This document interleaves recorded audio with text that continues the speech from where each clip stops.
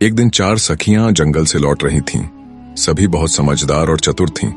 अचानक रास्ते में उन्हें ऊंट के पैरों के निशान दिखे। उन्होंने ध्यान से देखा और फिर आगे बढ़ने लगीं। कुछ दूर चलने के बाद एक व्यक्ति उनकी तरफ आता हुआ दिखा जो बहुत परेशान लग रहा था।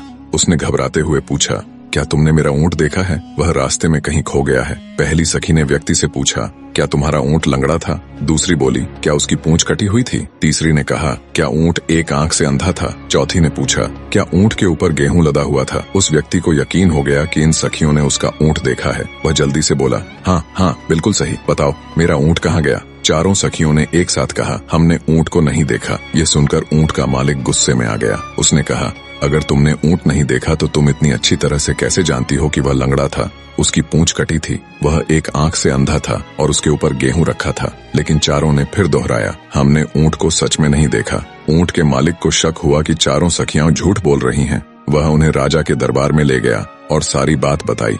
पूरी बात सुनने के बाद राजा ने सखियों से पूछा, जब तुमने ऊंट देखा ही नहीं तो तुम उसके बारे में इतना सब कुछ कैसे जानती हो? पहली सखी ने कहा, हमने यह अंदाजा इसलिए लगाया कि ऊंट लंगड़ा था क्योंकि रास्ते में हमने ऊंट के पैरों के निशान देखे थे। उनमें से 3 गहरे थे और एक हल्का था।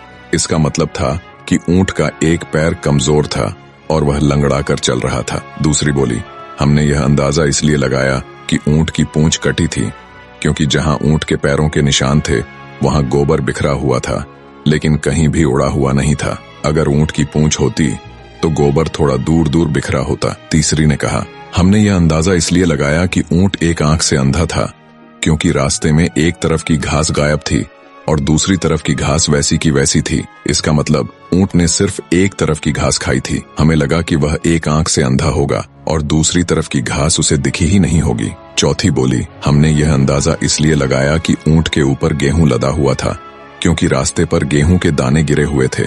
इससे हमें अंदाजा हुआ कि ऊंट के ऊपर गेहूं लदा हुआ होगा और शायद चलते चलते कुछ दाने नीचे गिरते जा रहे होंगे। राजा चारों सखियों की बुद्धिमानी से बहुत प्रभावित हुआ। निष्कर्ष, आंखों देखा ही जरूरी नहीं, सही अवलोकन, तर्क और बुद्धिमत्ता से भी सच को जाना जा सकता है।